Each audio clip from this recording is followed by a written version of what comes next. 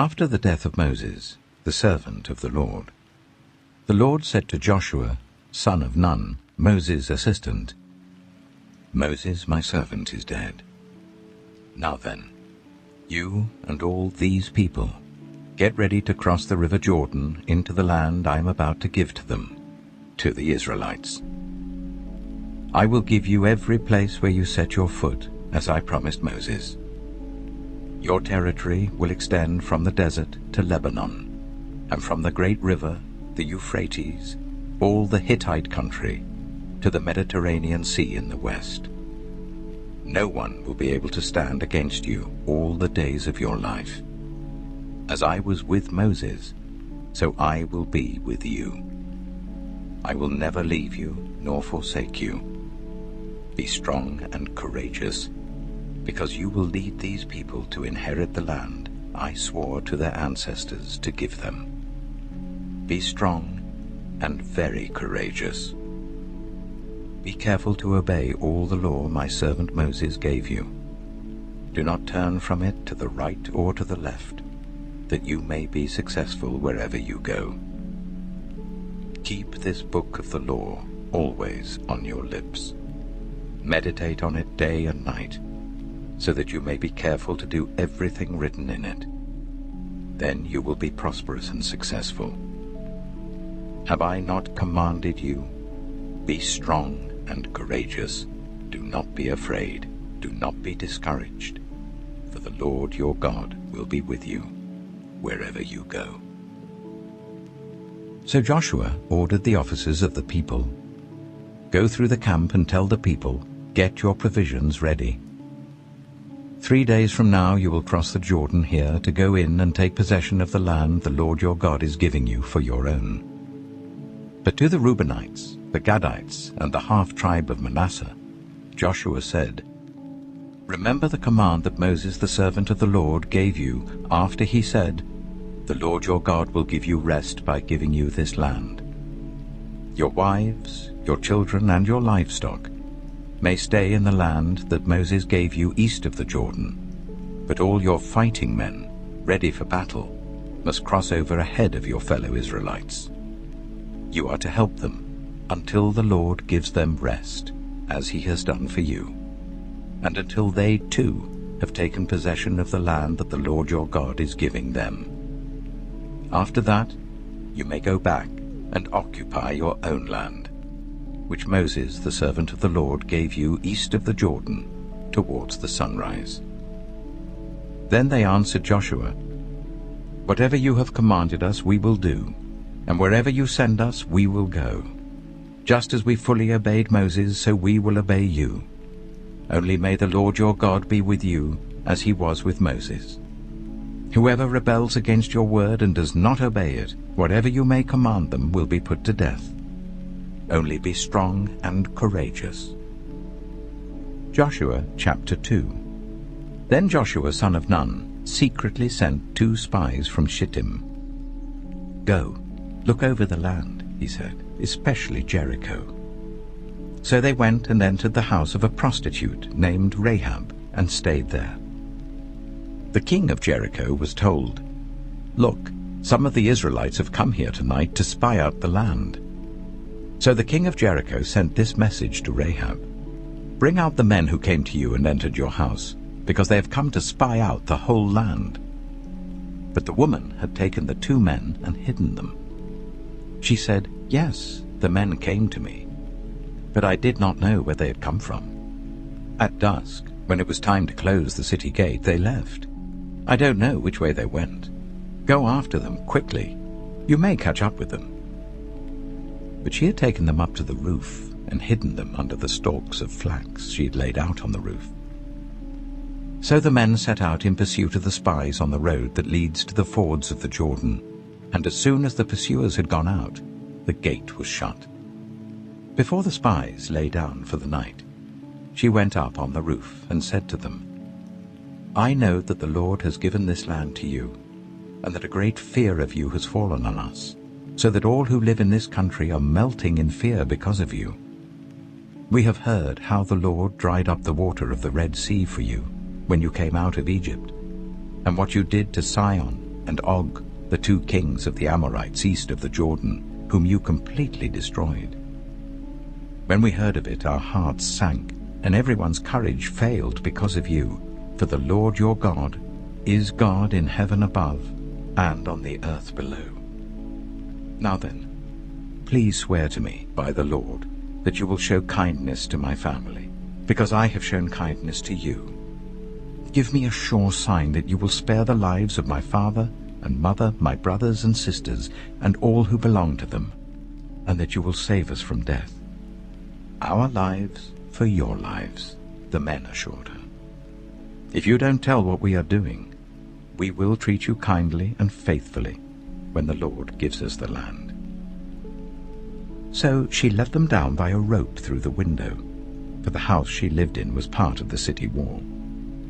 She said to them, "Go to the hills so that the pursuers will not find you. Hide yourselves there for 3 days until they return, and then go on your way." Now the men had said to her, "This oath you made us swear will not be binding on us, unless, when we enter the land, you have tied this scarlet cord in the window through which you let us down, and unless you have brought your father and mother, your brothers, and all your family into your house. If any of them go outside your house into the street, their blood will be on their own heads. We will not be responsible. As for those who are in the house with you, their blood will be on our head if a hand is laid on them. But if you tell what we are doing, we will be released from the oath you made us swear." "Agreed," she replied. "Let it be as you say." So she sent them away, and they departed, and she tied the scarlet cord in the window. When they left, they went into the hills and stayed there 3 days, until the pursuers had searched all along the road and returned without finding them. Then the 2 men started back. They went down out of the hills, forded the river, and came to Joshua, son of Nun, and told him everything that had happened to them. They said to Joshua, "The Lord has surely given the whole land into our hands. All the people are melting in fear because of us." Joshua chapter 3. Early in the morning, Joshua and all the Israelites set out from Shittim and went to the Jordan, where they camped before crossing over. After 3 days, the officers went throughout the camp giving orders to the people. "When you see the Ark of the Covenant of the Lord your God, and the Levitical priests carrying it, you are to move out from your positions and follow it. Then you will know which way to go, since you have never been this way before. But keep a distance of about 2,000 cubits between you and the ark. Do not go near it." Joshua told the people, "Consecrate yourselves, for tomorrow the Lord will do amazing things among you." Joshua said to the priests, "Take up the Ark of the Covenant and pass on ahead of the people." So they took it up and went ahead of them. And the Lord said to Joshua, "Today I will begin to exalt you in the eyes of all Israel, so that they may know that I am with you, as I was with Moses. Tell the priests who carry the Ark of the Covenant, when you reach the edge of the Jordan's waters, go and stand in the river." Joshua said to the Israelites, "Come here and listen to the words of the Lord your God. This is how you will know that the living God is among you, and that he will certainly drive out before you the Canaanites, Hittites, Hivites, Perizzites, Girgashites, Amorites, and Jebusites. See, the Ark of the Covenant of the Lord of all the earth will go into the Jordan ahead of you. Now then, choose 12 men from the tribes of Israel, 1 from each tribe. And as soon as the priests who carry the Ark of the Lord of all the earth, set foot in the Jordan, its waters flowing downstream will be cut off and stand up in a heap." So when the people broke camp to cross the Jordan, the priests carrying the Ark of the Covenant went ahead of them. Now the Jordan is in flood all during harvest. Yet as soon as the priests who carried the ark reached the Jordan, and their feet touched the water's edge, the water from upstream stopped flowing.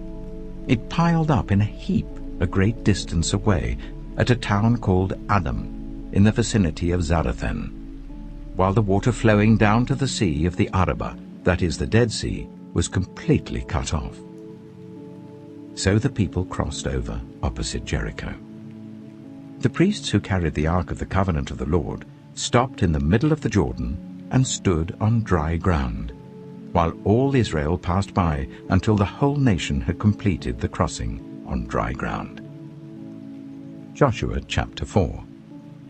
When the whole nation had finished crossing the Jordan, the Lord said to Joshua, "Choose 12 men from among the people, 1 from each tribe, and tell them to take up 12 stones from the middle of the Jordan, from right where the priests are standing, and carry them over with you and put them down at the place where you stay tonight." So Joshua called together the 12 men he had appointed from the Israelites, 1 from each tribe, and said to them, "Go over before the ark of the Lord your God into the middle of the Jordan. Each of you is to take up a stone on his shoulder, according to the number of the tribes of the Israelites, to serve as a sign among you. In the future, when your children ask you, 'What do these stones mean?' tell them that the flow of the Jordan was cut off before the ark of the covenant of the Lord. When it crossed the Jordan, the waters of the Jordan were cut off. These stones are to be a memorial to the people of Israel forever." So the Israelites did as Joshua commanded them.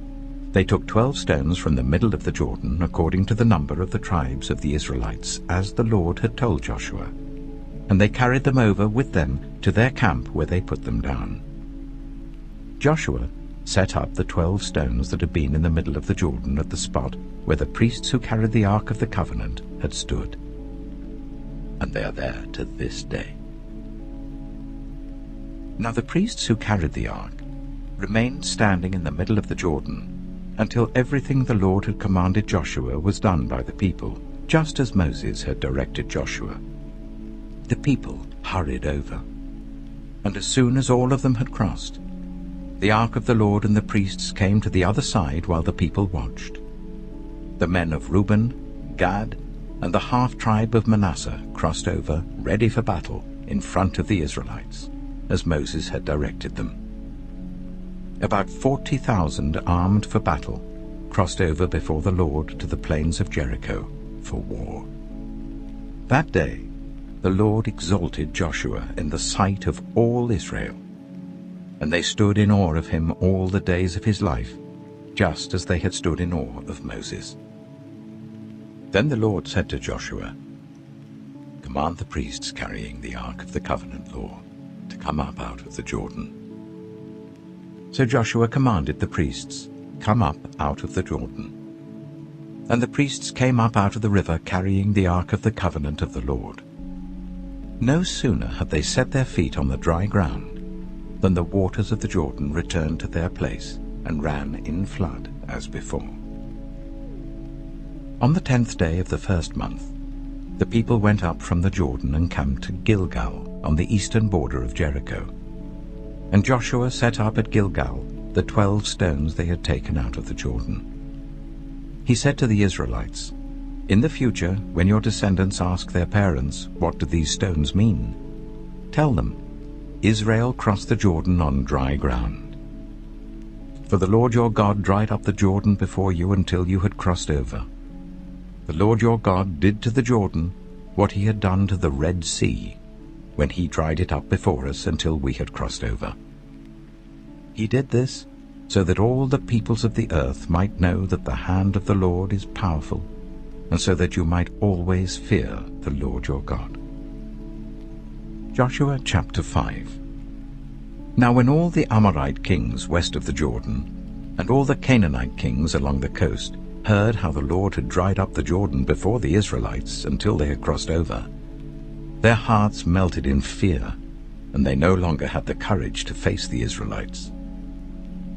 At that time the Lord said to Joshua, "Make flint knives and circumcise the Israelites again." So Joshua made flint knives and circumcised the Israelites at Gibeah the Haaraloth. Now this is why he did so. All those who came out of Egypt, all the men of military age, died in the wilderness on the way after leaving Egypt. All the people that came out had been circumcised, but all the people born in the wilderness during the journey from Egypt had not. The Israelites had moved about in the wilderness for 40 years, until all the men who were of military age when they left Egypt had died, since they had not obeyed the Lord. For the Lord had sworn to them that they would not see the land that he had solemnly promised their ancestors to give us, a land flowing with milk and honey. So he raised up their sons in their place, and these were the ones Joshua circumcised. They were still uncircumcised because they had not been circumcised on the way. And after the whole nation had been circumcised, they remained where they were in camp until they were healed. Then the Lord said to Joshua, "Today I have rolled away the reproach of Egypt from you." So the place has been called Gilgal to this day. On the evening of the 14th day of the month, while camped at Gilgal on the plains of Jericho, the Israelites celebrated the Passover. The day after the Passover, that very day, they ate some of the produce of the land, unleavened bread and roasted grain. The manna stopped the day after they ate this food from the land. There was no longer any manna for the Israelites, but that year they ate the produce of Canaan. Now when Joshua was near Jericho, he looked up and saw a man standing in front of him with a drawn sword in his hand. Joshua went up to him and asked, "Are you for us or for our enemies?"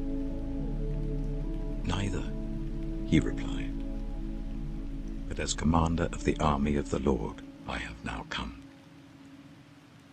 Then Joshua fell face down to the ground in reverence and asked him, "What message does my Lord have for his servant?" The commander of the Lord's army replied, "Take off your sandals, for the place where you are standing is holy." And Joshua did so. Joshua chapter 6. Now the gates of Jericho were securely barred because of the Israelites. No one went out and no one came in.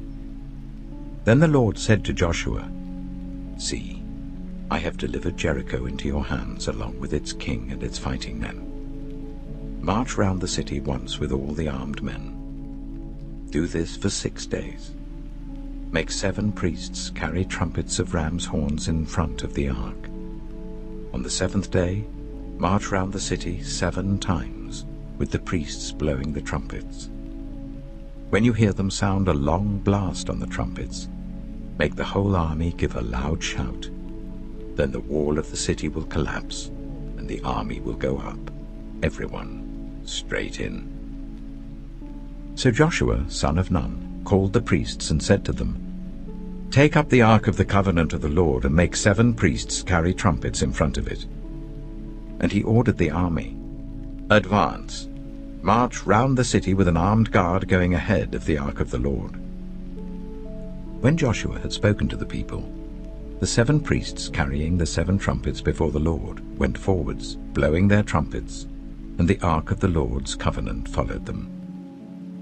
The armed guard marched ahead of the priests who blew the trumpets, and the rear guard followed the ark. All this time the trumpets were sounding. But Joshua had commanded the army, "Do not give a war cry, do not raise your voices, do not say a word until the day I tell you to shout. Then shout." So he had the ark of the Lord carried round the city, circling it once. Then the army returned to camp and spent the night there. Joshua got up early the next morning, and the priests took up the ark of the Lord. The 7 priests carrying the 7 trumpets went forwards, marching before the ark of the Lord and blowing the trumpets. The armed men went ahead of them, and the rear guard followed the ark of the Lord while the trumpets kept sounding. So on the 2nd day they marched round the city once and returned to the camp. They did this for 6 days. On the 7th day they got up at daybreak and marched round the city 7 times in the same manner, except that on that day they circled the city 7 times. The 7th time round, when the priests sounded the trumpet blast, Joshua commanded the army, "Shout, for the Lord has given you the city. The city and all that is in it are to be devoted to the Lord. Only Rahab the prostitute and all who are with her in her house shall be spared, because she hid the spies we sent. But keep away from the devoted things, so that you will not bring about your own destruction by taking any of them. Otherwise you will make the camp of Israel liable to destruction and bring trouble on it. All the silver and gold and the articles of bronze and iron are sacred to the Lord and must go into his treasury." When the trumpet sounded, the army shouted. And at the sound of the trumpet, when the men gave a loud shout, the wall collapsed. So everyone charged straight in, and they took the city. They devoted the city to the Lord, and destroyed with the sword every living thing in it, men and women, young and old, cattle, sheep, and donkeys. Joshua said to the 2 men who had spied out the land, "Go into the prostitute's house and bring her out, and all who belong to her, in accordance with your oath to her." So the young men who had done the spying went in and brought out Rahab, her father and mother, her brothers and sisters, and all who belonged to her. They brought out her entire family and put them in a place outside the camp of Israel. Then they burned the whole city and everything in it. But they put the silver and gold and the articles of bronze and iron into the treasury of the Lord's house. But Joshua spared Rahab the prostitute, with her family and all who belonged to her, because she hid the men Joshua had sent as spies to Jericho. And she lives among the Israelites to this day. At that time Joshua pronounced this solemn oath: "Cursed before the Lord is the one who undertakes to rebuild this city, Jericho. At the cost of his firstborn son he will lay its foundations. At the cost of his youngest he will set up its gates."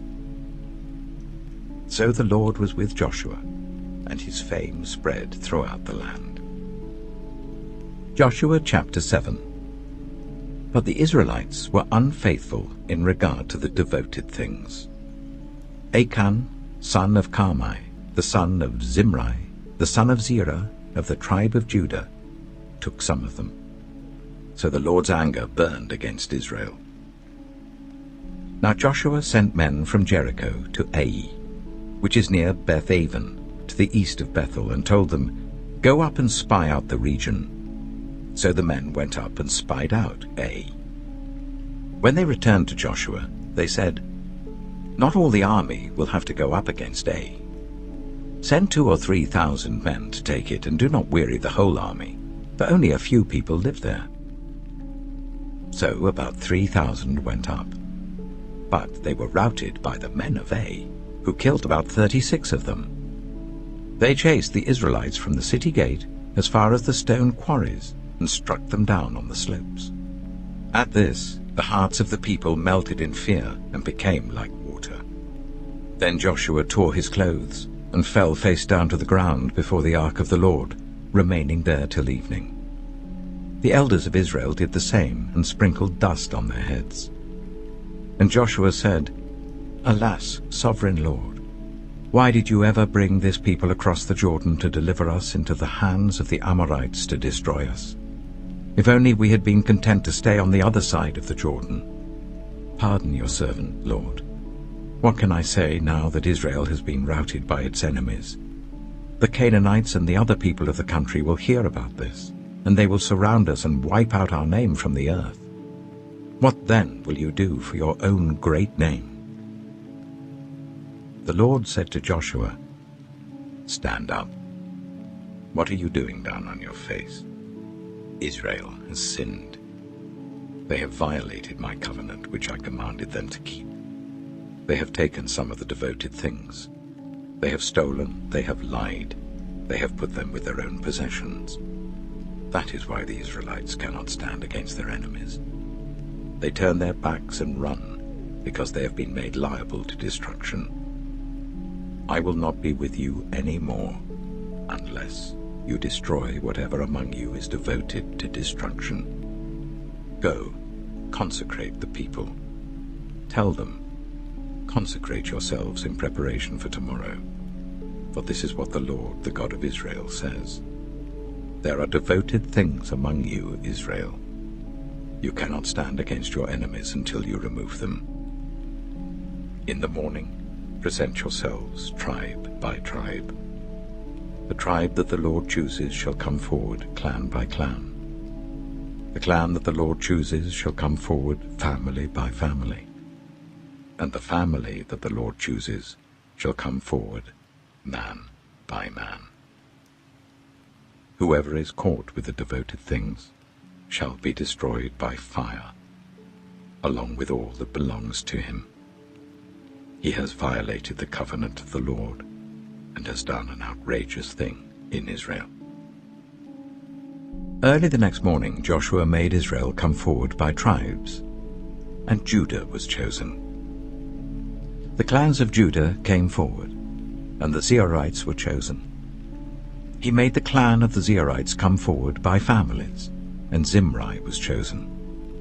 Joshua made his family come forward man by man, and Achan, son of Carmi, the son of Zimri, the son of Zerah, of the tribe of Judah, was chosen.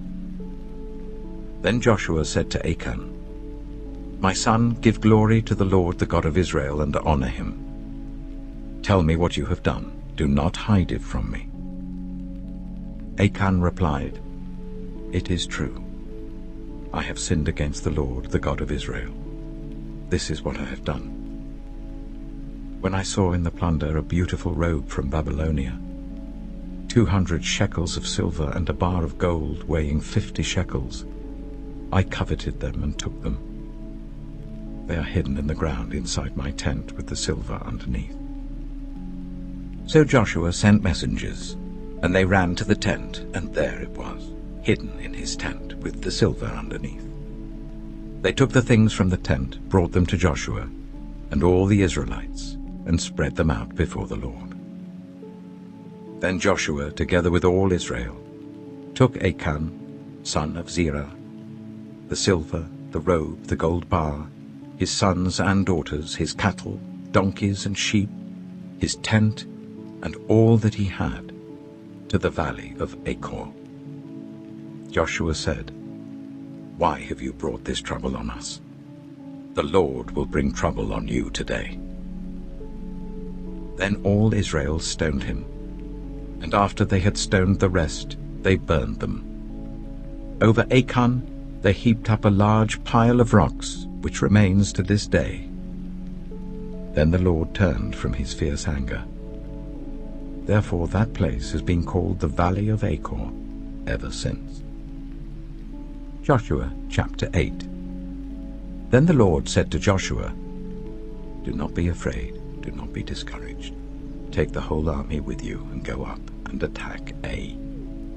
For I have delivered into your hands the king of Ai, his people, his city, and his land.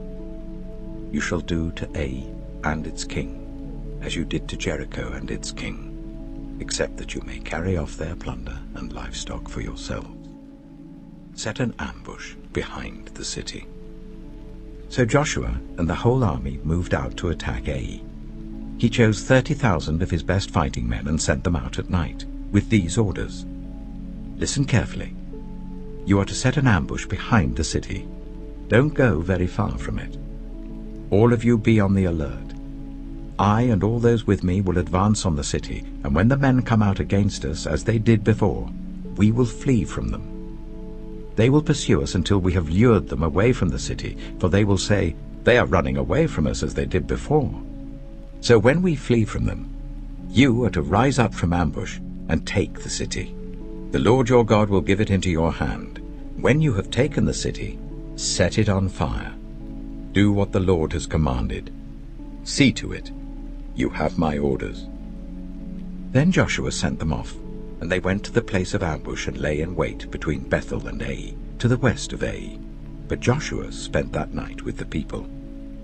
Early the next morning, Joshua mustered his army and he and the leaders of Israel marched before them to Ai. The entire force that was with him marched up and approached the city and arrived in front of it. They set up camp north of Ai, with the valley between them and the city. Joshua had taken about 5,000 men and set them in ambush between Bethel and Ai to the west of the city. So the soldiers took up their positions, with the main camp to the north of the city and the ambush to the west of it. That night Joshua went into the valley. When the king of Ai saw this, he and all the men of the city hurried out early in the morning to meet Israel in battle at a certain place overlooking the Arabah. But he did not know that an ambush had been set against him behind the city. Joshua and all Israel let themselves be driven back before them, and they fled towards the wilderness. All the men of Ai were called to pursue them, and they pursued Joshua and were lured away from the city. Not a man remained in Ai or Bethel who did not go after Israel. They left the city open and went in pursuit of Israel. Then the Lord said to Joshua, "Hold out towards Ai the javelin that is in your hand, for into your hand I will deliver the city." So Joshua held out towards the city the javelin that was in his hand. As soon as he did this, the men in the ambush rose quickly from their position and rushed forward. They entered the city and captured it and quickly set it on fire. The men of Ai looked back and saw the smoke of the city rising up into the sky, but they had no chance to escape in any direction. The Israelites who had been fleeing towards the wilderness had turned back against their pursuers. For when Joshua and all Israel saw that the ambush had taken the city, and that smoke was going up from the city, they turned round and attacked the men of Ai. Those in the ambush also came out of the city against them, so that they were caught in the middle with Israelites on both sides. Israel cut them down, leaving them neither survivors nor fugitives. But they took the king of Ai alive and brought him to Joshua. When Israel had finished killing all the men of Ai in the fields and in the wilderness where they had chased them, and when every one of them had been put to the sword, all the Israelites returned to Ai and killed those who were in it. 12,000 men and women fell that day, all the people of Ai. For Joshua did not draw back the hand that held out his javelin until he had destroyed all who lived in Ai. But Israel did carry off for themselves the livestock and plunder of this city, as the Lord had instructed Joshua. So Joshua burned Ai and made it a permanent heap of ruins, a desolate place to this day. He impaled the body of the king of Ai on a pole and left it there until evening. At sunset, Joshua ordered them to take the body from the pole and throw it down at the entrance of the city gate. And they raised a large pile of rocks over it, which remains to this day. Then Joshua built on Mount Ebal an altar to the Lord, the God of Israel, as Moses the servant of the Lord had commanded the Israelites. He built it according to what is written in the book of the law of Moses, an altar of uncut stones, on which no iron tool had been used. On it they offered to the Lord burnt offerings and sacrificed fellowship offerings. There, in the presence of the Israelites, Joshua wrote on stones a copy of the law of Moses. All the Israelites, with their elders, officials, and judges, were standing on both sides of the Ark of the Covenant of the Lord, facing the Levitical priests who carried it. Both the foreigners living among them and the native-born were there. Half of the people stood in front of Mount Gerizim, and half of them in front of Mount Ebal, as Moses the servant of the Lord had formerly commanded, when he gave instructions to bless the people of Israel. Afterwards Joshua read all the words of the law, the blessings and the curses, just as it is written in the book of the law. There was not a word of all that Moses had commanded that Joshua did not read to the whole assembly of Israel, including the women and children and the foreigners who lived among them. Joshua chapter 9. Now when all the kings west of the Jordan heard about these things, the kings in the hill country, in the western foothills, and along the entire coast of the Mediterranean Sea as far as Lebanon, the kings of the Hittites, Amorites, Canaanites, Perizzites, Hivites, and Jebusites. They came together to wage war against Joshua and Israel. However, when the people of Gibeon heard what Joshua had done to Jericho and Ai, they resorted to a ruse. They went as a delegation whose donkeys were loaded with worn-out sacks and old wineskins, cracked and mended.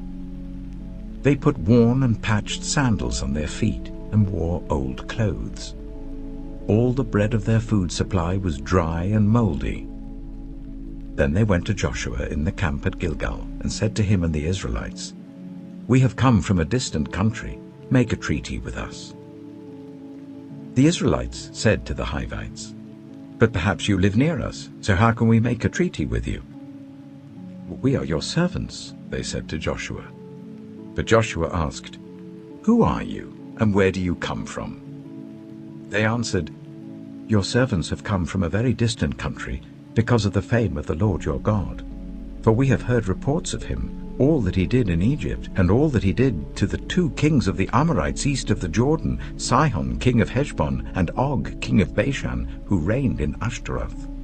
And our elders and all those living in our country said to us, 'Take provisions for your journey, go and meet them and say to them, "We are your servants, make a treaty with us." This bread of ours was warm when we packed it at home on the day we left to come to you. But now see how dry and mouldy it is. And these wineskins that we filled were new, but see how cracked they are. And our clothes and sandals are worn out by the very long journey." The Israelites sampled their provisions, but did not inquire of the Lord. Then Joshua made a treaty of peace with them to let them live, and the leaders of the assembly ratified it by oath. 3 days after they made the treaty with the Gibeonites, the Israelites heard that they were neighbors, living near them. So the Israelites set out, and on the 3rd day came to their cities, Gibeon, Kephirah, Beeroth, and Kiriath-Jearim. But the Israelites did not attack them, because the leaders of the assembly had sworn an oath to them by the Lord, the God of Israel. The whole assembly grumbled against the leaders, but all the leaders answered, "We have given them our oath by the Lord, the God of Israel, and we cannot touch them now. This is what we will do to them. We will let them live, so that God's wrath will not fall on us for breaking the oath we swore to them." They continued, "Let them live, but let them be woodcutters and water carriers in the service of the whole assembly." So the leader's promise to them was kept. Then Joshua summoned the Gibeonites and said, "Why did you deceive us by saying, 'We live a long way from you,' while actually you live near us? You are now under a curse. You will never be released from service as woodcutters and water carriers for the house of my God." They answered Joshua, "Your servants were clearly told how the Lord your God had commanded his servant Moses to give you the whole land and to wipe out all its inhabitants from before you. So we feared for our lives because of you, and that is why we did this. We are now in your hands. Do to us whatever seems good and right to you." So Joshua saved them from the Israelites, and they did not kill them. That day he made the Gibeonites woodcutters and water carriers for the assembly, to provide for the needs of the altar of the Lord at the place the Lord would choose. And that is what they are to this day. Joshua chapter 10. Now Adoni-Zedek, king of Jerusalem, heard that Joshua had taken Ai and totally destroyed it, doing to Ai and its king as he had done to Jericho and its king, and that the people of Gibeon had made a treaty of peace with Israel and had become their allies. He and his people were very much alarmed at this, because Gibeon was an important city, like one of the royal cities. It was larger than Ai, and all its men were good fighters. So Adoni-Zedek, king of Jerusalem, appealed to Hoham, king of Hebron, Piram, king of Jarmuth, Japhiah, king of Lachish, and Debir, king of Eglon. "Come up and help me attack Gibeon," he said, "because it has made peace with Joshua and the Israelites." Then the 5 kings of the Amorites, the kings of Jerusalem, Hebron, Jarmuth, Lachish, and Eglon, joined forces. They moved up with all their troops and took up positions against Gibeon and attacked it. The Gibeonites then sent word to Joshua in the camp at Gilgal, "Do not abandon your servants. Come up to us quickly and save us. Help us, because all the Amorite kings from the hill country have joined forces against us." So Joshua marched up from Gilgal with his entire army, including all the best fighting men. The Lord said to Joshua, "Do not be afraid of them. I have given them into your hand. Not one of them will be able to withstand you." After an all-night march from Gilgal, Joshua took them by surprise. The Lord threw them into confusion before Israel. So Joshua and the Israelites defeated them completely at Gibeon. Israel pursued them all along the road going up to Beth-horon, and cut them down all the way to Azekah and Makkedah. As they fled before Israel on the road down from Beth-horon to Azekah, the Lord hurled large hailstones down on them, and more of them died from the hail than were killed by the swords of the Israelites. On the day the Lord gave the Amorites over to Israel, Joshua said to the Lord in the presence of Israel, "Sun, stand still over Gibeon, and you, moon, over the valley of Ajalon." So the sun stood still, and the moon stopped, till the nation avenged itself on its enemies, as it is written in the book of Jasher. The sun stopped in the middle of the sky and delayed going down about a full day. There has never been a day like it before or since, a day when the Lord listened to a human being. Surely the Lord was fighting for Israel. Then Joshua returned with all Israel to the camp at Gilgal. Now the 5 kings had fled and hidden in the cave at Makkedah. When Joshua was told that the 5 kings had been found hiding in the cave at Makkedah, he said, "Roll large rocks up to the mouth of the cave and post some men there to guard it. But don't stop. Pursue your enemies. Attack them from the rear, and don't let them reach their cities, for the Lord your God has given them into your hand." So Joshua and the Israelites defeated them completely, but a few survivors managed to reach their fortified cities. The whole army then returned safely to Joshua in the camp at Makkedah, and no one uttered a word against the Israelites. Joshua said, "Open the mouth of the cave and bring those 5 kings out to me." So they brought the 5 kings out of the cave, the kings of Jerusalem, Hebron, Jarmuth, Lachish, and Eglon. When they had brought these kings to Joshua, he summoned all the men of Israel and said to the army commanders who had come with him, "Come here and put your feet on the necks of these kings." So they came forward and placed their feet on their necks. Joshua said to them, "Do not be afraid, do not be discouraged. Be strong and courageous. This is what the Lord will do to all the enemies you are going to fight." Then Joshua put the kings to death and exposed their bodies on 5 poles, and they were left hanging on the poles until evening. At sunset, Joshua gave the order, and they took them down from the poles and threw them into the cave where they had been hiding. At the mouth of the cave, they placed large rocks, which are there to this day. That day, Joshua took Makkedah. He put the city and its king to the sword and totally destroyed everyone in it. He left no survivors, and he did to the king of Makkedah as he had done to the king of Jericho. Then Joshua and all Israel with him moved on from Makkedah to Libnah and attacked it. The Lord also gave that city and its king into Israel's hand.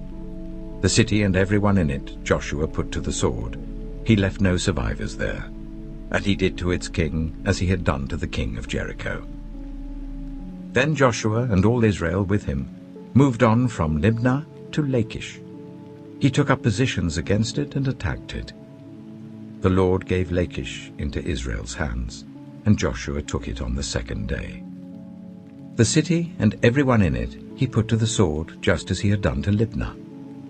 Meanwhile, Horam, king of Gezer, had come up to help Lachish, but Joshua defeated him and his army until no survivors were left. Then Joshua and all Israel with him moved on from Lachish to Eglon. They took up positions against it and attacked it. They captured it that same day and put it to the sword and totally destroyed everyone in it, just as they had done to Lachish. Then Joshua and all Israel with him went up from Eglon to Hebron and attacked it. They took the city and put it to the sword together with its king, its villages, and everyone in it. They left no survivors. Just as at Eglon, they totally destroyed it and everyone in it. Then Joshua and all Israel with him turned round and attacked Debir. They took the city, its king, and its villages, and put them to the sword. Everyone in it they totally destroyed. They left no survivors. They did to Debir and its king as they had done to Libnah and its king, and to Hebron. So Joshua subdued the whole region, including the hill country, the Negev, the western foothills, and the mountain slopes, together with all their kings. He left no survivors. He totally destroyed all who breathed, just as the Lord, the God of Israel, had commanded. Joshua subdued them from Kadesh Barnea to Gaza, and from the whole region of Goshen to Gibeon. All these kings and their lands Joshua conquered in one campaign, because the Lord, the God of Israel, fought for Israel. Then Joshua returned with all Israel to the camp at Gilgal.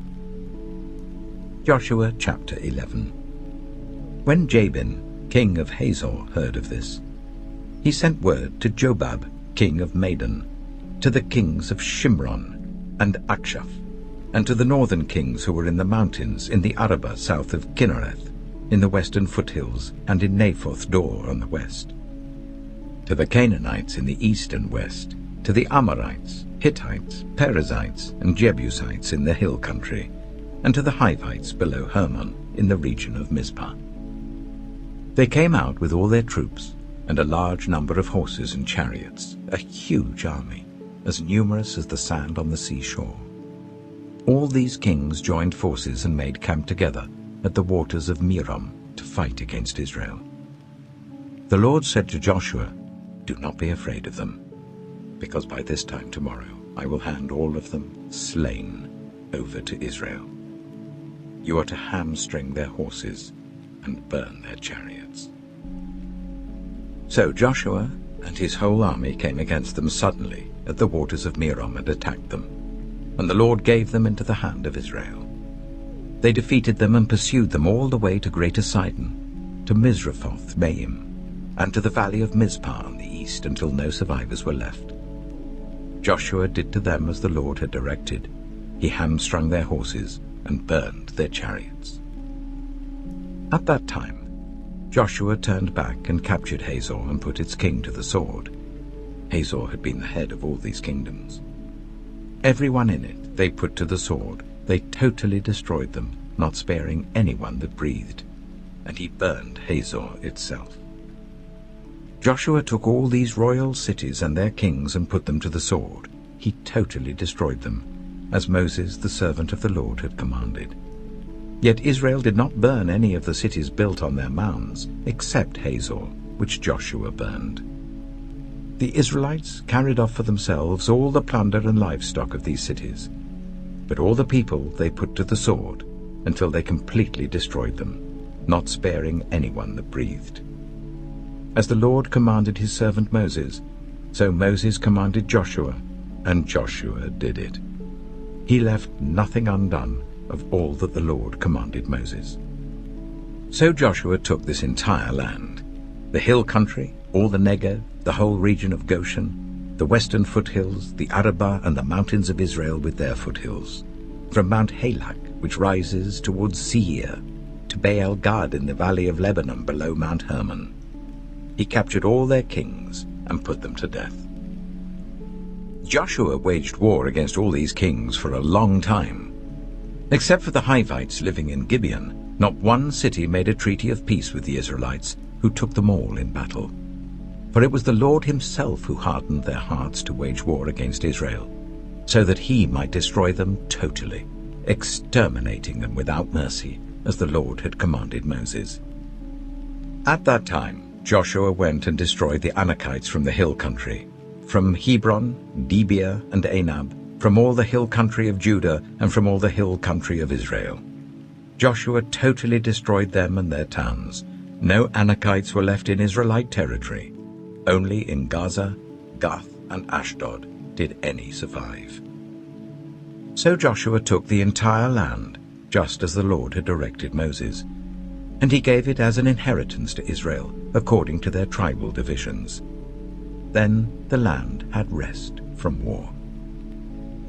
Joshua chapter 12. These are the kings of the land whom the Israelites had defeated, and whose territory they took over east of the Jordan, from the Arnon Gorge to Mount Hermon, including all the eastern side of the Arabah.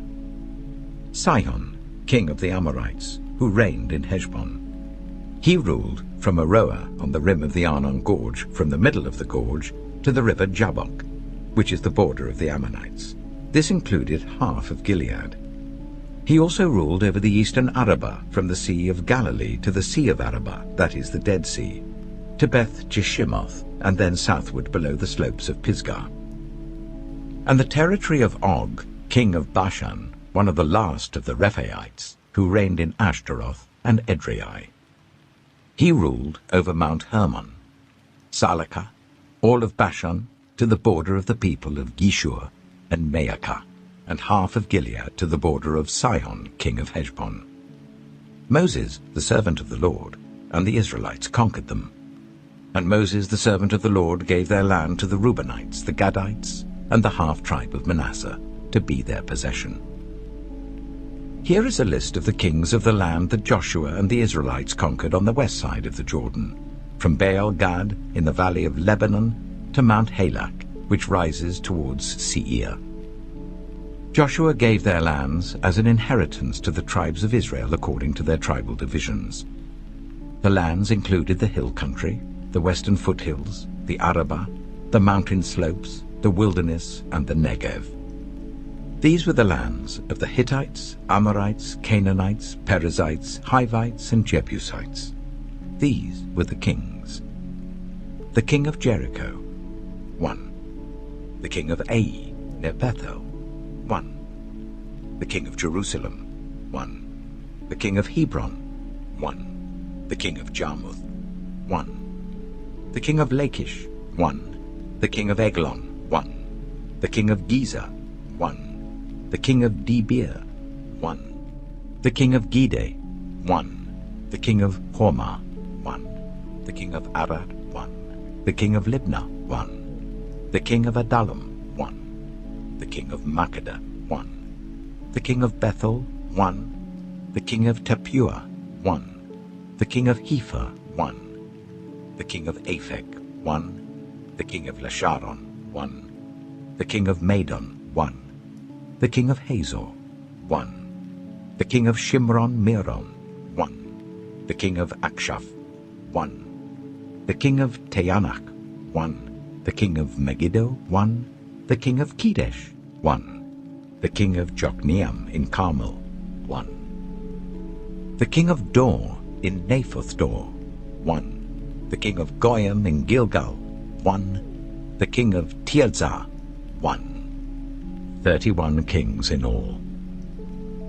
Joshua chapter 13. When Joshua had grown old, the Lord said to him, "You are now very old, and there are still very large areas of land to be taken over. This is the land that remains, all the regions of the Philistines and Geshurites, from the river Shihor on the east of Egypt to the territory of Ekron in the north, all of it counted as Canaanite, though held by 5 Philistine rulers in Gaza, Ashdod, Ashkelon, Gath, and Ekron. The territory of the Avites on the south, all the land of the Canaanites, from Arah of the Sidonians, as far as Aphek and the border of the Amorites. The area of Byblos, and all Lebanon to the east, from Baal-Gad below Mount Hermon to Lebo-Hamath. As for all the inhabitants of the mountain regions from Lebanon to Misrephoth-Maim, that is all the Sidonians, I myself will drive them out before the Israelites. Be sure to allocate this land to Israel for an inheritance as I have instructed you, and divide it as an inheritance among the 9 tribes and half of the tribe of Manasseh. The other half of Manasseh, the Reubenites and the Gadites, had received the inheritance that Moses had given them east of the Jordan, as he, the servant of the Lord, had assigned it to them.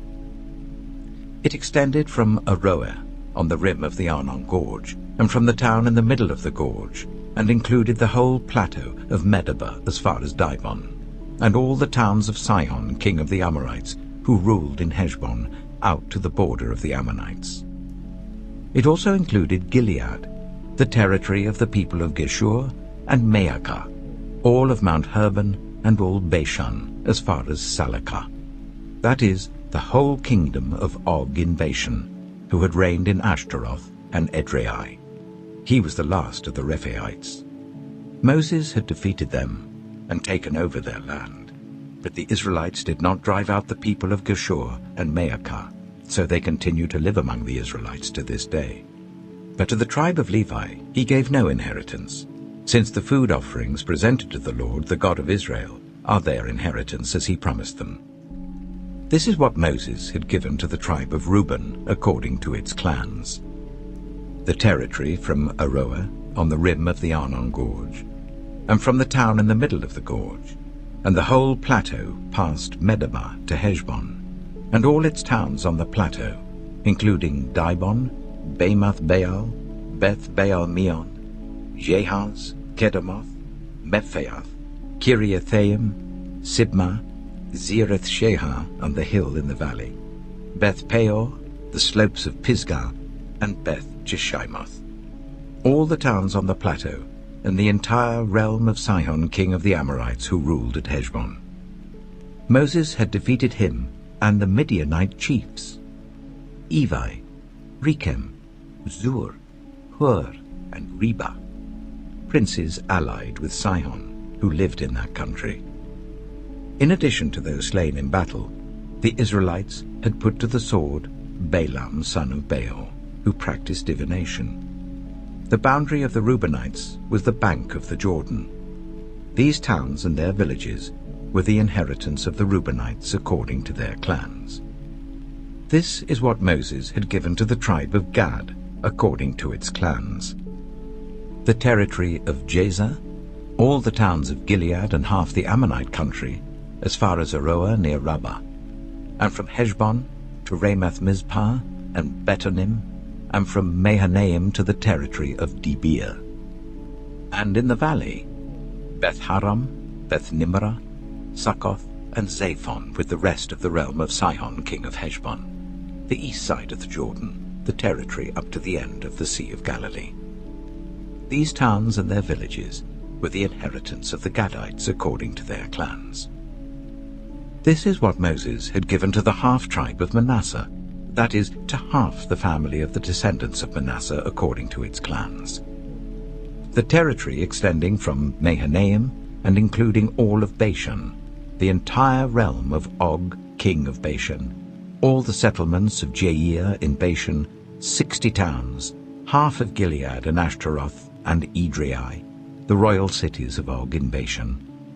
This was for the descendants of Machir, son of Manasseh, for half of the sons of Machir according to their clans. This is the inheritance Moses had given when he was in the plains of Moab, across the Jordan east of Jericho.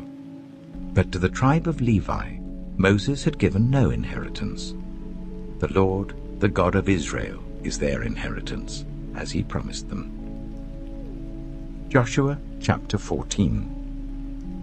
Now these are the areas the Israelites received as an inheritance in the land of Canaan, which Eleazar the priest, Joshua son of Nun, and the heads of the tribal clans of Israel allotted to them. Their inheritances were assigned by lot to the 9½ tribes, as the Lord had commanded through Moses. Moses had granted the 2½ tribes their inheritance east of the Jordan, but had not granted the Levites an inheritance among the rest. For Joseph's descendants had become 2 tribes, Manasseh and Ephraim. The Levites received no share of the land, but only towns to live in, with pasture lands for their flocks and herds. So the Israelites divided the land, just as the Lord had commanded Moses. Now the people of Judah approached Joshua at Gilgal, and Caleb, son of Jephunneh the Kenizzite, said to him, "You know what the Lord said to Moses, the man of God, at Kadesh Barnea about you and me.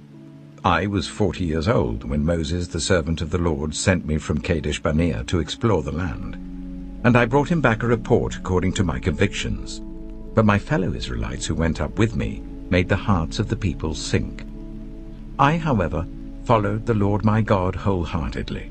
So on that day Moses swore to me, "The land on which your feet have walked will be your inheritance, and that of your children forever, because you have followed the Lord my God wholeheartedly."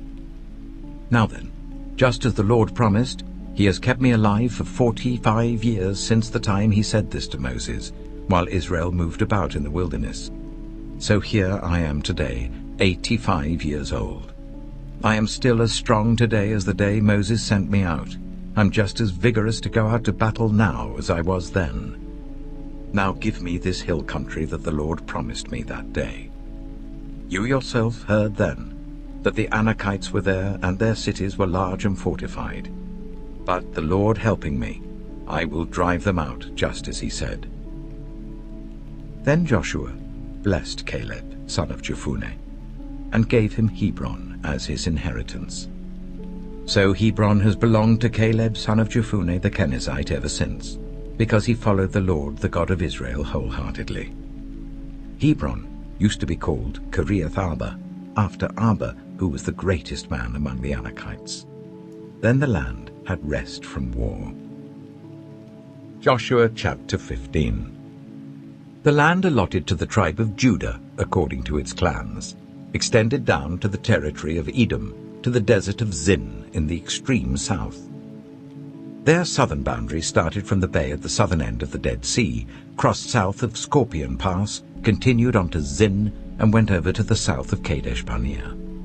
Then it ran past Hezron, up to Adar, and curved round to Karka. It then passed along to Azmon and joined the Wadi of Egypt, ending at the Mediterranean Sea. This is their southern boundary. The eastern boundary is the Dead Sea, as far as the mouth of the Jordan. The northern boundary started from the Bay of the Sea at the mouth of the Jordan, went up to Beth Hoglah, and continued north of Beth Arabah to the stone of Bohan, son of Reuben. The boundary then went up to Debir from the valley of Achor, and turned north to Gilgal, which faces the pass of Adamim, south of the gorge. It continued along to the waters of En-Shemesh, and came out at En-Rogel. Then it ran up the valley of Ben-Hinnom, along the southern slope of the Jebusite city, that is, Jerusalem. From there it climbed to the top of the hill west of the Hinnom Valley, at the northern end of the valley of Rephaim. From the hilltop, the boundary headed towards the spring of the waters of Nephtoah, came out at the towns of Mount Ephron, and went down towards Baalah, that is, Kiriath-Jearim. Then it curved westward from Baalah to Mount Seir, ran along the northern slope of Mount Jearim, that is, Kesalon, continued down to Beth Shemesh, and crossed to Timnah. It went to the northern slope of Ekron, turned towards Shikkeron, passed along to Mount Baalah, and reached Jabneel. The boundary ended at the sea. The western boundary is the coastline of the Mediterranean Sea. These are the boundaries around the people of Judah by their clans.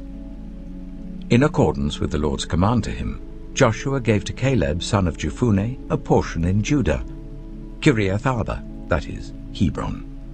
Arba was the forefather of Anak. From Hebron, Caleb drove out the 3 Anakites, Shishai, Ahiman, and Talmai, the sons of Anak. From there he marched against the people living in Debir, formerly called Kiriath-Sephir, and Caleb said, "I will give my daughter Aksah in marriage to the man who attacks and captures Kiriath-Sephir." Othniel, son of Kenaz, Caleb's brother, took it. So Caleb gave his daughter Aksah to him in marriage. One day when she came to Othniel, she urged him to ask her father for a field. When she got off her donkey, Caleb asked her, "What can I do for you?" She replied, "Do me a special favor. Since you have given me land in the Negev, give me also springs of water." So Caleb gave her the upper and lower springs. This is the inheritance of the tribe of Judah, according to its clans.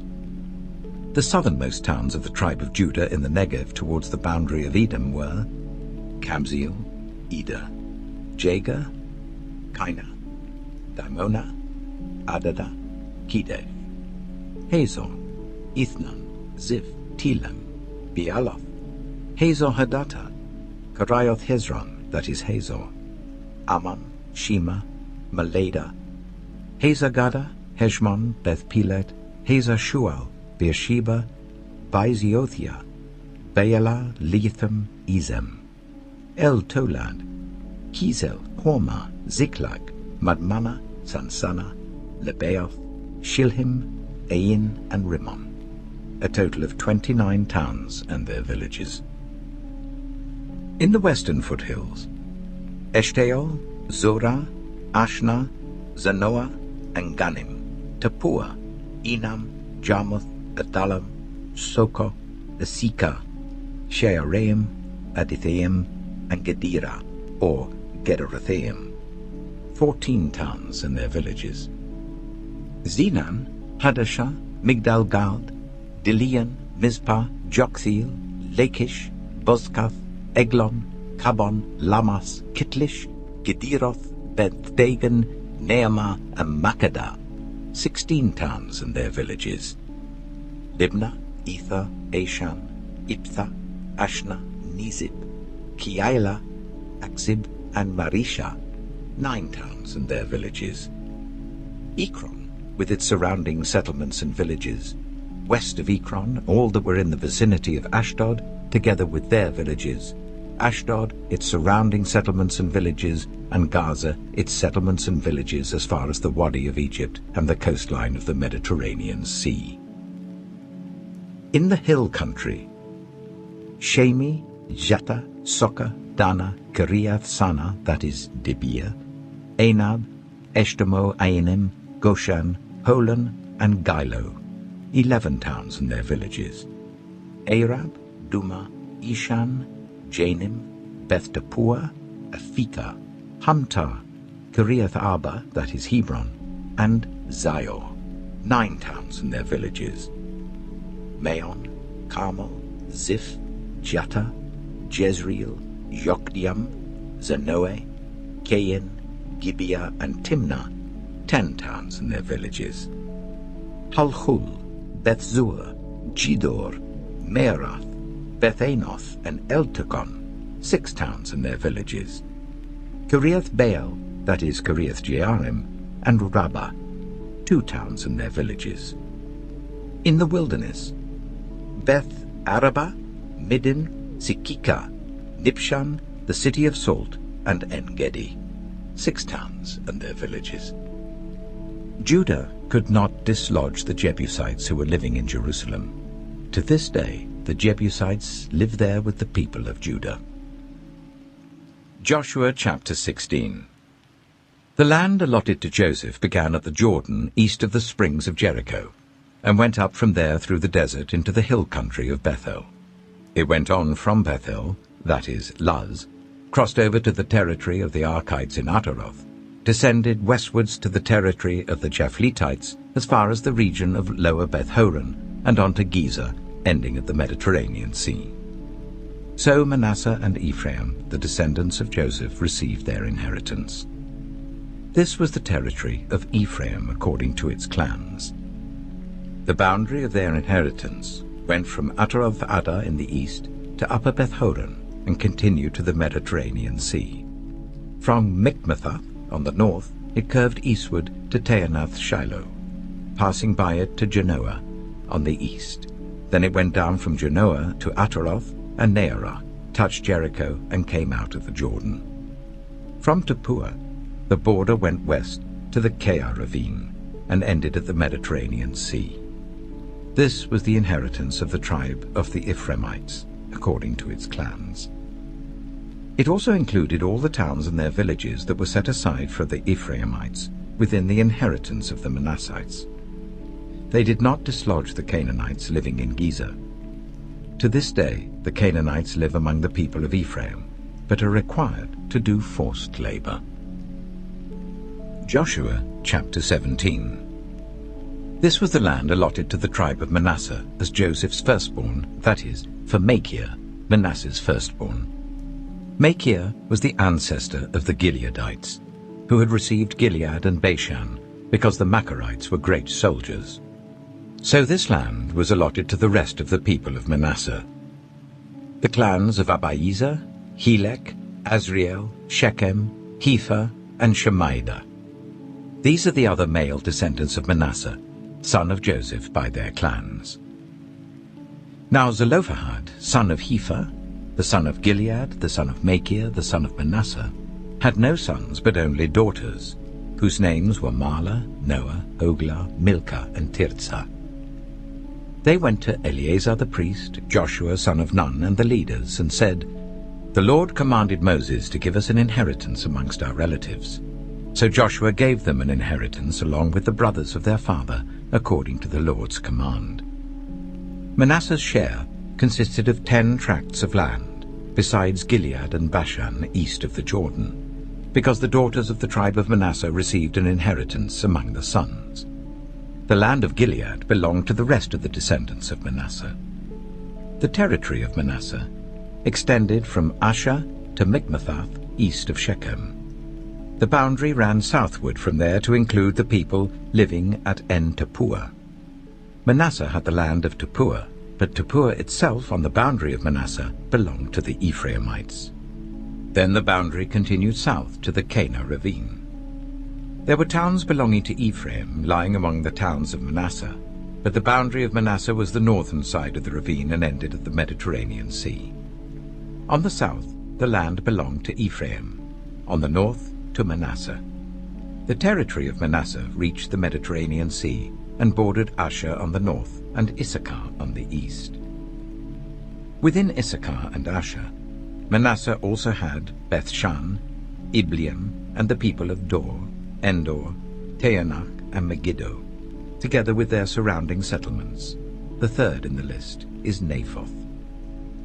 Yet the Manassites were not able to occupy these towns, for the Canaanites were determined to live in that region. However, when the Israelites grew stronger, they subjected the Canaanites to forced labor, but did not drive them out completely. The people of Joseph said to Joshua, "Why have you allotted us only one portion of land and one share for an inheritance? We are a numerous people, and the Lord has blessed us abundantly." "If you are so numerous," Joshua answered, "and if the hill country of Ephraim is too small for you, go up into the forest and clear land for yourselves, there in the land of the Perizzites and Rephaites." The people of Joseph replied, "The hill country is not enough for us, and all the Canaanites who live in the plain have chariots fitted with iron, both those in Bethshan and its settlements and those in the valley of Jezreel." But Joshua said to the tribes of Joseph, to Ephraim and Manasseh, "You are numerous and very powerful. You will have not only one portion of land allotted to you, but the forested hill country as well. Clear it, and its farthest limits will be yours. Though the Canaanites have chariots fitted with iron, and though they are strong, you can drive them out." Joshua chapter 18. The whole assembly of the Israelites gathered at Shiloh and set up the tent of meeting there. The country was brought under their control, but there were still 7 Israelite tribes who had not yet received their inheritance. So Joshua said to the Israelites, "How long will you wait before you begin to take possession of the land that the Lord, the God of your ancestors, has given you? Appoint 3 men from each tribe. I will send them out to make a survey of the land and to write a description of it according to the inheritance of each. Then they will return to me.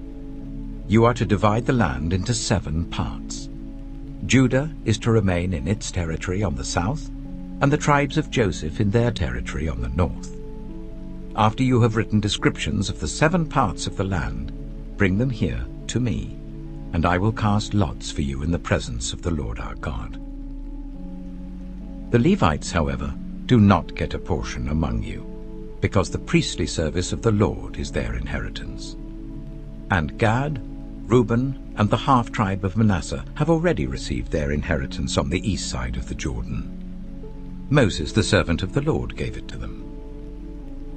As the men started on their way to map out the land, Joshua instructed them, "Go and make a survey of the land and write a description of it. Then return to me, and I will cast lots for you here at Shiloh in the presence of the Lord." So the men left and went through the land. They wrote its description on a scroll, town by town, in 7 parts, and returned to Joshua in the camp at Shiloh.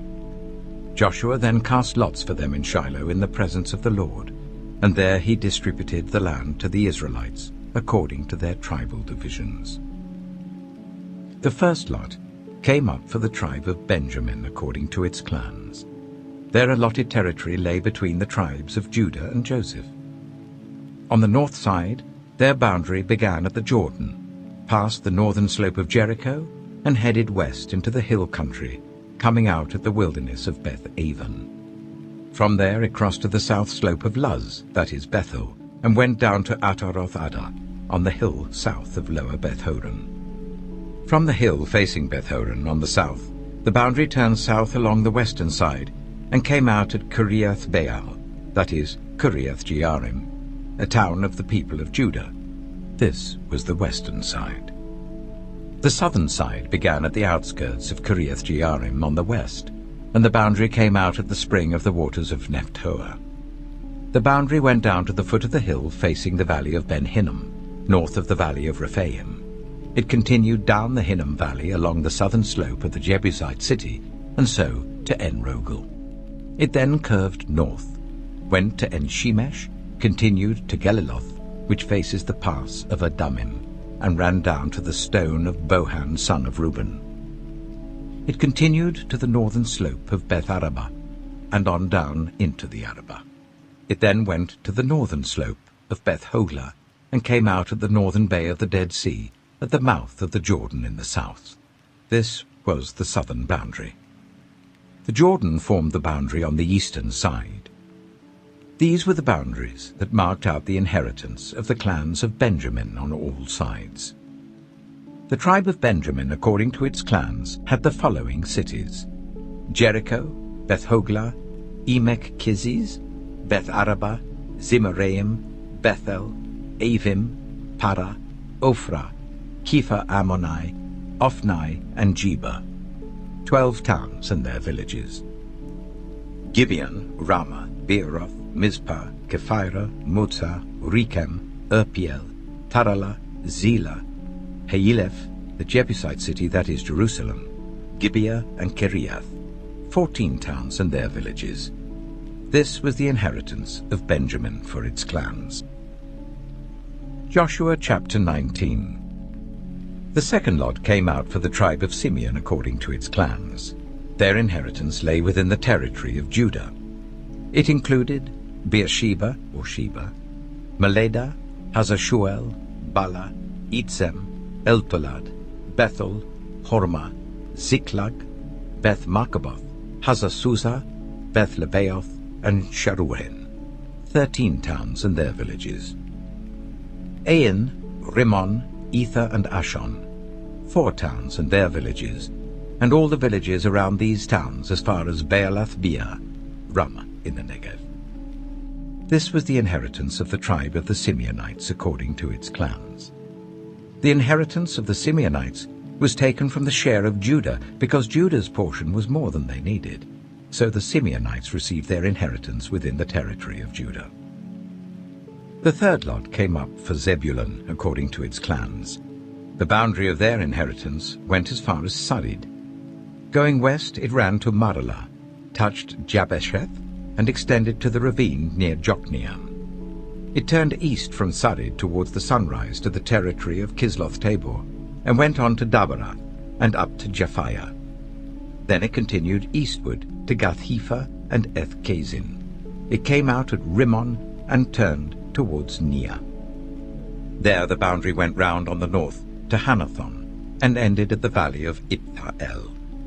Included were Kataph, Nahalal, Shimron, Idalah, and Bethlehem. There were 12 towns and their villages. These towns and their villages were the inheritance of Zebulun according to its clans. The fourth lot came out for Issachar according to its clans. Their territory included Jezreel, Kesaloth, Shunem, Hapharaim, Shion, Anharath, Rabbith, Beth-Kishayon, Ebeth, Remeth, En-Gannim, En-Haddah, and Beth-Pazzez. The boundary touched Tabor, Shahazuma, and Beth-Shemesh, and ended at the Jordan. There were 16 towns and their villages. These towns and their villages were the inheritance of the tribe of Issachar according to its clans. The fifth lot came out for the tribe of Asher according to its clans. Their territory included Helkath, Helai, Beaton, Akshaph, Alamelech, Amad, and Mishal. On the west, the boundary touched Carmel and Shihor-Libnath. It then turned east towards Beth-Dagon, touched Zebulun and the valley of Itthael, and went north to Beth-Emek and Nahayel, passing Kabul on the left. It went to Abdon, Rehob, Hammon, and Kana, as far as Greater Sidon. The boundary then turned back towards Ramah and went to the fortified city of Tyre, turned towards Hussah, and came out of the Mediterranean Sea in the region of Akzib, Ammah, Aphek, and Rehob. There were 22 towns and their villages. These towns and their villages were the inheritance of the tribe of Asher according to its clans. The sixth lot came out for Naphtali according to its clans.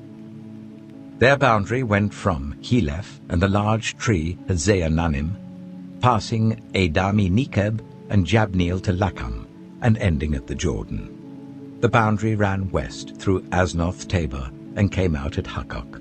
It touched Zebulun on the south, Asher on the west, and the Jordan on the east. The fortified cities were Ziddim, Zer, Hamath, Rakath, Kinnereth, Adama, Ramah, Hazor, Kedesh, Edrei, En-Hazor, Iron, Migdal-El, Horem, Beth-Anath, and Beth-Shemesh. There were 19 towns and their villages. These towns and their villages were the inheritance of the tribe of Naphtali according to its clans. The seventh lot came out for the tribe of Dan according to its clans. The territory of their inheritance included Zorah, Eshtaol, Shemesh, Shealabin, Ajalon, Ithla, Elon, Timnah, Ekron, Elteke, Gibbethon, Baalath, Jehud, Bene-Berak, Gath-Rimmon, Mijakon, and Rakon, with the area facing Joppa. When the territory of the Danites was lost to them, they went up and attacked Lishem, took it, put it to the sword, and occupied it. They settled in Lishem and named it Dan after their ancestor. These towns and their villages were the inheritance of the tribe of Dan according to its clans. When they had finished dividing the land into its allotted portions, the Israelites gave Joshua son of Nun an inheritance among them, as the Lord had commanded. They gave him the town he asked for, Timnath-Serah, in the hill country of Ephraim, and he built up the town and settled there. These are the territories that Eleazar the priest, Joshua son of Nun, and the heads of the tribal clans of Israel assigned by lot at Shiloh in the presence of the Lord at the entrance to the tent of meeting. And so they finished dividing the land. Joshua chapter 20. Then the Lord said to Joshua, "Tell the Israelites to designate the cities of refuge, as I instructed you through Moses, so that anyone who kills a person accidentally and unintentionally may flee there and find protection from the avenger of blood.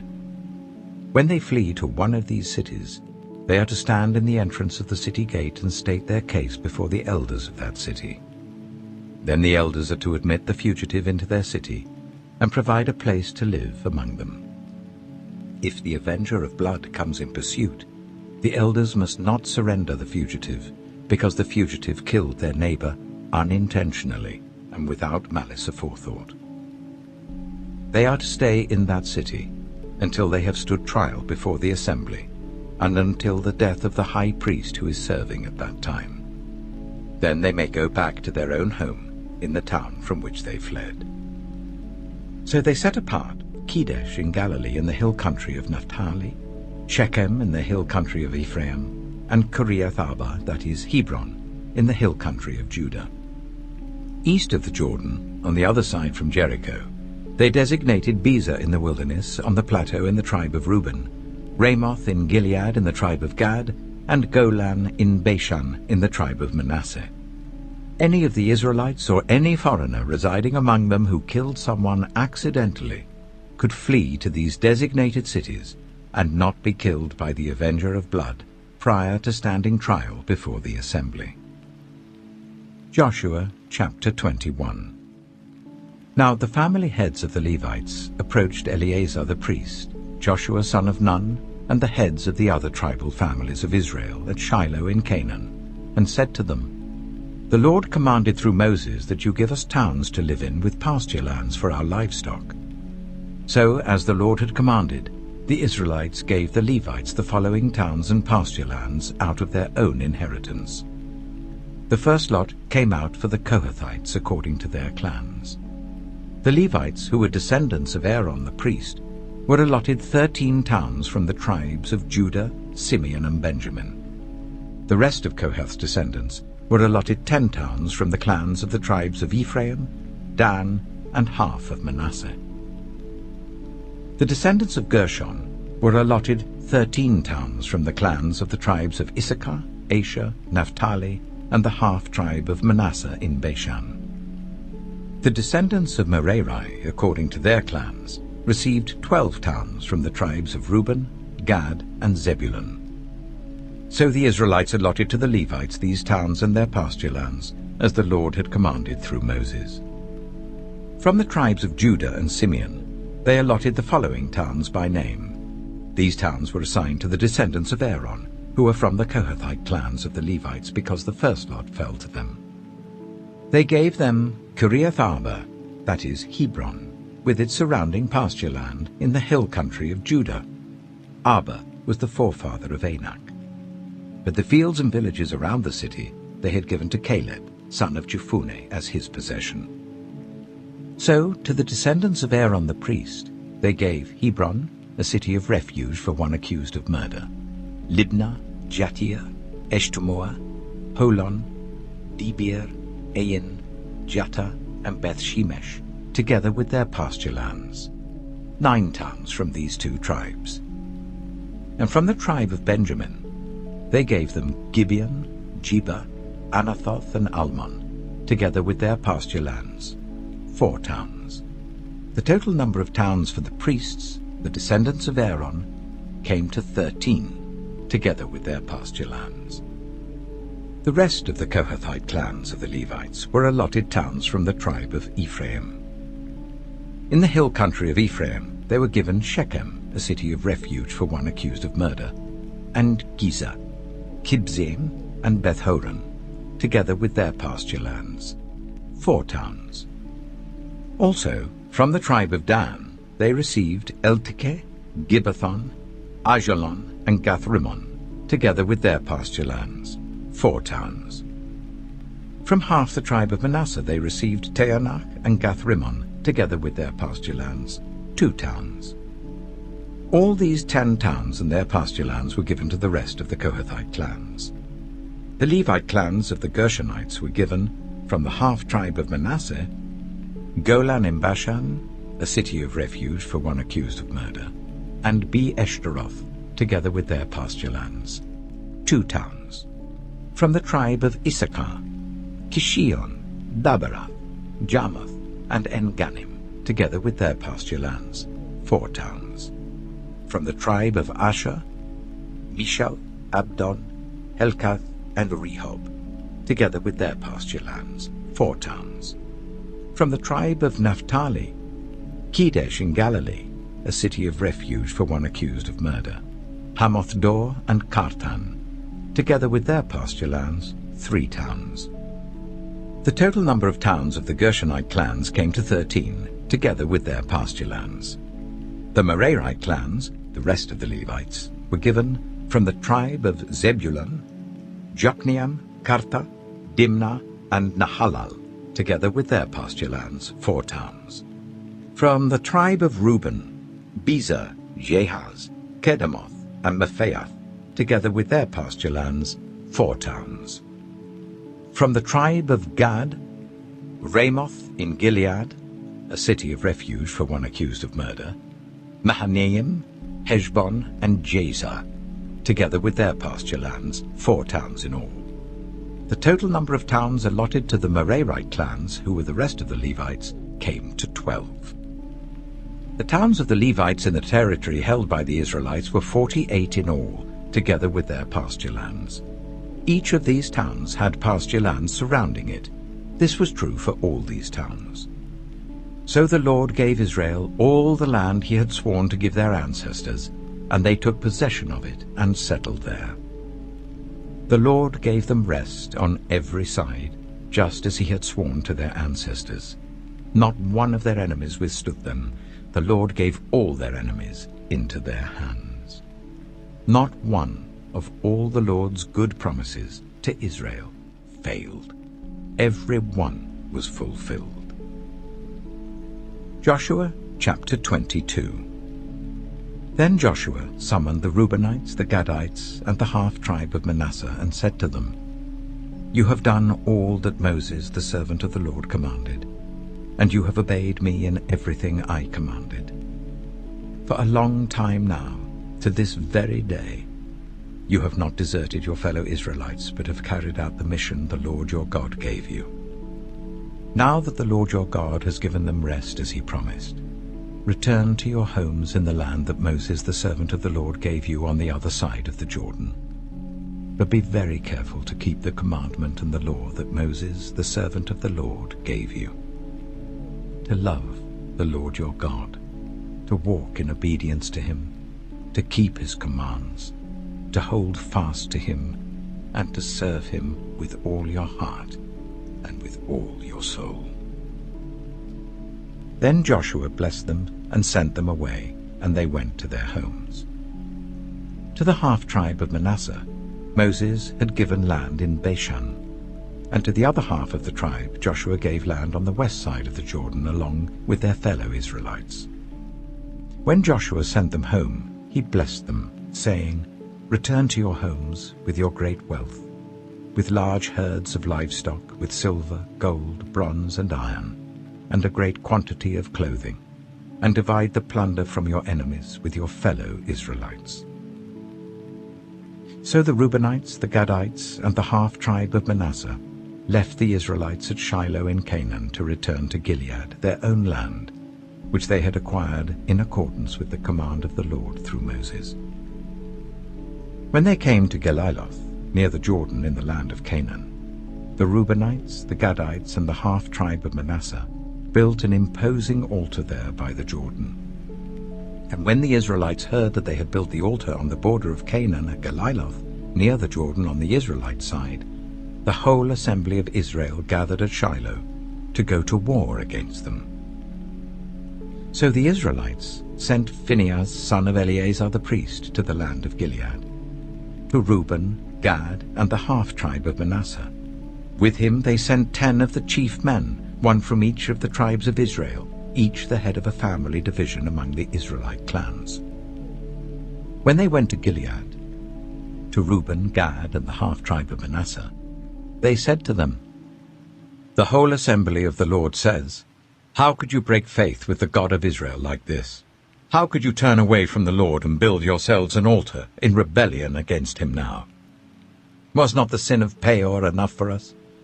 Up to this very day we have not cleansed ourselves from that sin, even though a plague fell on the community of the Lord. And are you now turning away from the Lord? If you rebel against the Lord today, tomorrow he will be angry with the whole community of Israel. If the land you possess is defiled, come over to the Lord's land, where the Lord's tabernacle stands, and share the land with us. But do not rebel against the Lord or against us by building an altar for yourselves, other than the altar of the Lord our God." When Achan, son of Zerah, was unfaithful in regard to the devoted things, did not wrath come on the whole community of Israel? He was not the only one who died for his sin. Then Reuben, Gad, and the half-tribe of Manasseh replied to the heads of the clans of Israel, "The mighty one, God the Lord, the mighty one, God the Lord, he knows, and let Israel know. If this has been in rebellion or disobedience to the Lord, do not spare us this day. If we have built our own altar to turn away from the Lord and to offer burnt offerings and grain offerings, or to sacrifice fellowship offerings on it, may the Lord himself call us to account. No, we did it for fear that someday your descendants might say to ours, "What do you have to do with the Lord, the God of Israel? The Lord has made the Jordan a boundary between us and you Reubenites and Gadites. You have no share in the Lord." So your descendants might cause ours to stop fearing the Lord. That is why we said, "Let us get ready and build an altar," but not for burnt offerings or sacrifices. On the contrary, it is to be a witness between us and you and the generations that follow, that we will worship the Lord at his sanctuary with our burnt offerings, sacrifices, and fellowship offerings. Then in the future, your descendants will not be able to say to ours, "You have no share in the Lord." And we said, if they ever say this to us, or to our descendants, we will answer, "Look at the replica of the Lord's altar, which our ancestors built, not for burnt offerings and sacrifices, but as a witness between us and you." Far be it from us to rebel against the Lord and turn away from him today by building an altar for burnt offerings, grain offerings, and sacrifices, other than the altar of the Lord our God that stands before his tabernacle. When Phinehas the priest and the leaders of the community, the heads of the clans of the Israelites, heard what Reuben, Gad, and Manasseh had to say, they were pleased. And Phinehas, son of Eleazar the priest, said to Reuben, Gad, and Manasseh, "Today we know that the Lord is with us, because you have not been unfaithful to the Lord in this matter. Now you have rescued the Israelites from the Lord's hand." Then Phinehas, son of Eleazar the priest, and the leaders returned to Canaan from their meeting with the Reubenites and Gadites in Gilead, and reported to the Israelites. They were glad to hear the report and praised God, and they talked no more about going to war against them to devastate the country where the Reubenites and the Gadites lived. And the Reubenites and the Gadites gave the altar this name: "A witness between us that the Lord is God." Joshua chapter 23. After a long time had passed, and the Lord had given Israel rest from all their enemies around them, Joshua, by then a very old man, summoned all Israel, their elders, leaders, judges, and officials, and said to them, "I am very old. You yourselves have seen everything the Lord your God has done to all these nations for your sake. It was the Lord your God who fought for you. Remember how I have allotted as an inheritance for your tribes all the land of the nations that remain, the nations I conquered, between the Jordan and the Mediterranean Sea in the west. The Lord your God himself will push them out for your sake. He will drive them out before you, and you will take possession of their land, as the Lord your God promised you. Be very strong. Be careful to obey all that is written in the book of the law of Moses, without turning aside to the right or to the left. Do not associate with these nations that remain among you. Do not invoke the names of their gods or swear by them. You must not serve them or bow down to them, but you are to hold fast to the Lord your God as you have until now. The Lord has driven out before you great and powerful nations. To this day no one has been able to withstand you. One of you routs 1,000, because the Lord your God fights for you just as he promised. So be very careful to love the Lord your God. But if you turn away and ally yourselves with the survivors of these nations that remain among you, and if you intermarry with them and associate with them, then you may be sure that the Lord your God will no longer drive out these nations before you. Instead, they will become snares and traps for you, whips on your backs and thorns in your eyes, until you perish from this good land which the Lord your God has given you. Now I am about to go the way of all the earth. You know with all your heart and soul that not one of all the good promises the Lord your God gave you has failed. Every promise has been fulfilled, not one has failed. But just as all the good things the Lord your God has promised you have come to you, so he will bring on you all the evil things he has threatened, until the Lord your God has destroyed you from this good land he has given you. If you violate the covenant of the Lord your God which he commanded you, and go and serve other gods and bow down to them, the Lord's anger will burn against you, and you will quickly perish from the good land he has given you. Joshua chapter 24. Then Joshua assembled all the tribes of Israel at Shechem. He summoned the elders, leaders, judges, and officials of Israel, and they presented themselves before God. Joshua said to all the people, "This is what the Lord, the God of Israel, says. Long ago, your ancestors, including Terah, the father of Abraham and Nahor, lived beyond the river Euphrates and worshipped other gods.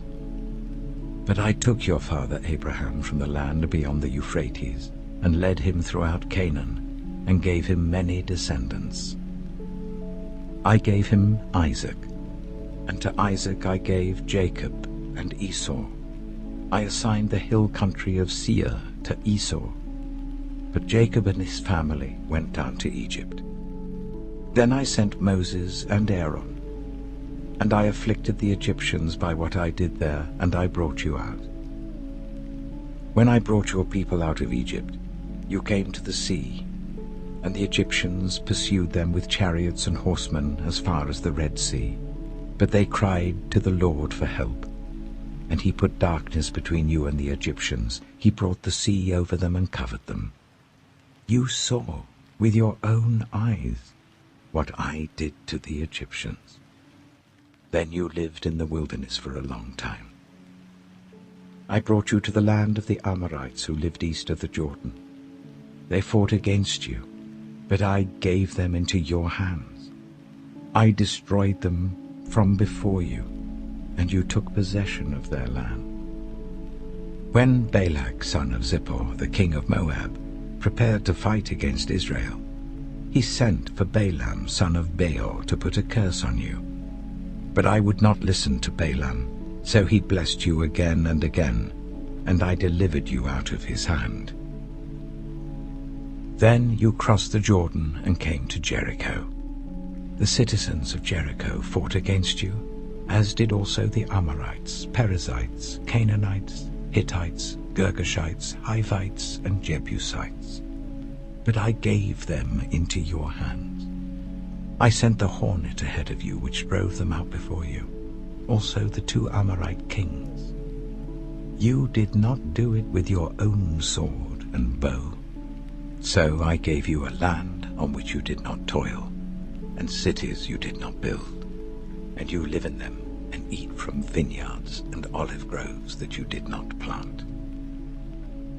Now fear the Lord and serve him with all faithfulness.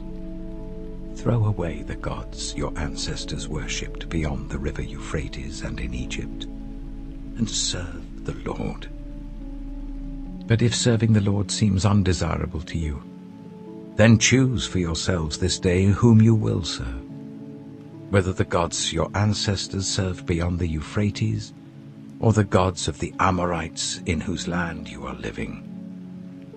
But as for me and my household, we will serve the Lord." Then the people answered, "Far be it from us to forsake the Lord to serve other gods. It was the Lord our God himself who brought us and our parents up out of Egypt, from that land of slavery, and performed those great signs before our eyes. He protected us on our entire journey and among all the nations through which we traveled. And the Lord drove out before us all the nations, including the Amorites who lived in the land.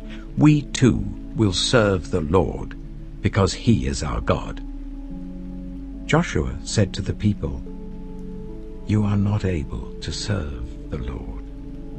He is a holy God. He is a jealous God. He will not forgive your rebellion and your sins. If you forsake the Lord and serve foreign gods, He will turn and bring disaster on you and make an end of you, after He has been good to you." But the people said to Joshua, "No, we will serve the Lord." Then Joshua said, "You are witnesses against yourselves that you have chosen to serve the Lord."